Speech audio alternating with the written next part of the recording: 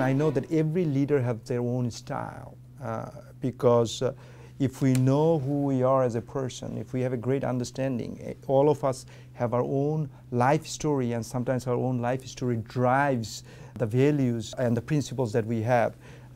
What is your leadership style? Well, you know, that life story you're talking about is really our learning journey. What brings you to this table from when you were born to now was a learning journey, and the same for me. So I think you can't escape that. And the journey that you and I take forward, the same thing. If we're engaged and aware and committed to it, there is nothing that'll stop us from growing. Learning is transformation.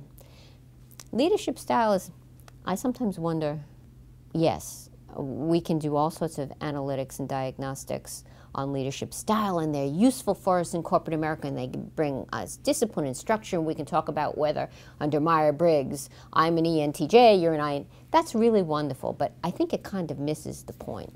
At the end of the day, it really comes down to, I think, the set of values that drive you as a leader. For me, the definition of leadership could be defined as two axes. One axis is the value you bring to the business, the value contribution you give, and the other axis is the values that govern your behavior, the values in your heart that say, this is how I will live my life, this is how I will treat others. In that nexus, in that inflection point, that is where leadership happens. And my leadership style, in the context of the traditional answer, I'm very direct. Along the way of my learning journey, I learned sometimes I was painfully direct and I wasn't really having the impact I needed to be, but that's what happens when you're young. And you're a trial attorney and you're born to fight in a courtroom. You learn that that has to change if you want people to be safe and come back to you.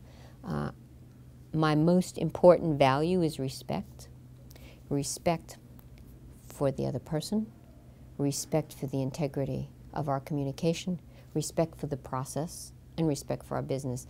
I have zero tolerance for lack of respect. Hence, inclusion is one of the most important things to me.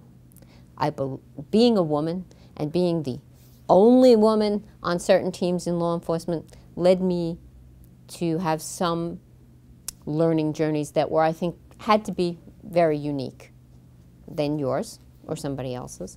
And I probably learned the most from them because I was a marginalized minority and I had a fire and passion in my belly to perform.